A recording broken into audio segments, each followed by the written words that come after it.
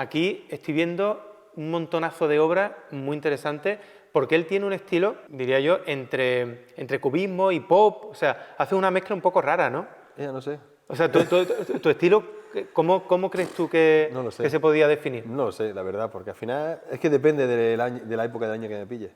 Entonces voy variando mucho conforme yo me estoy sintiendo. Pero de la época del año, o sea, a lo mejor tú en primavera pintas de una manera, Sí. en verano de otra. Bueno, ¿Sí? bueno, y de una semana a otra. ¿Sí? Sí, por los colores, como me sienta. Se nota mucho en mi obra los colores como estoy cuando pinto ese cuadro. Claro, eso sí. O Es sea, pues, así en esas cosas. Luego al final, como tengo estas como dos vertientes, entre comillas, que es como el cubismo, ¿no? Y que le llamamos por neocubismo porque se le puso ese nombre, una galería le puso ese nombre. post-neocubismo. Sí, yo no se lo puse, yo no se lo acuñé, pero se lo acuñaron y lo utilizamos porque nos vino bien cuando empecé.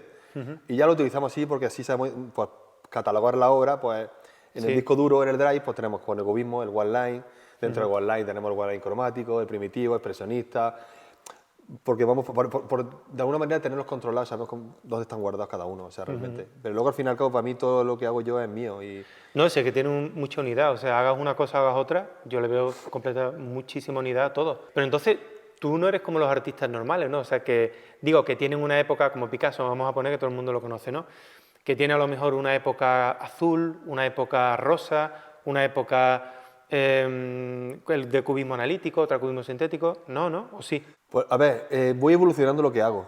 O sea, y sí tengo épocas que a lo mejor, antes de lo que era la parte cubista, cuando había épocas en las que yo estaba muy mal, pues ¿no? Pues sentimentales o económicas, pues hacía una obra, pero con un mensaje, por ejemplo, le ponía máscaras. Pintaba máscaras en las pieles, a muchas personas estaban tristes, rayando, gritando. Y en eso era pues porque yo estaba tan rayado, tan agobiado, que tenía Sí, que sí, imaginarme claro. que había un superhéroe dentro de mí. Ajá. Entonces pintaba mucha gente con máscaras por eso. Y luego también lo que es la parte cubista esta, pues es verdad que cuando empecé el cubismo tenía una fórmula como mucho más sencilla y cada vez voy buscando a veces formas que son más formas geométricas pero como una parte realista, porque al final en este estilo siempre meto el realismo. O sea, es como Sí, algo sí, que me sí. gusta meter a pinceladas, crear un realismo.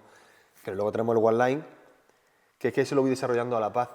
Y eso me hace desahogarme y hacerme sentir bien. El one line, para que la gente lo sepa, que es que tú con una sola línea Sí. haces un dibujo Sí. y después pintas o Depende. solo la línea. Lo que es el one line solo, que le ponemos creo que one line original, porque fue el primero que hice, Sí. pues de una sola línea puedo hacer un animal, puedo hacer una persona, un objeto. Pero ese animal, ese objeto, esa persona que yo dibujo no tiene ninguna proporción como otros dibujos que se han hecho otros artistas, ¿no? Como por ejemplo Pablo Picasso hacía one line, pero él buscaba un toro y hace un toro. Sí. Hace una paloma y hace una paloma. Pero yo no, yo lo que busco es hacer una paloma o hacer un toro o hacer un humano, pero que el trazo sea más libre y crea otra proporción, o sea, o otra desproporción que para mí sea casi perfecta.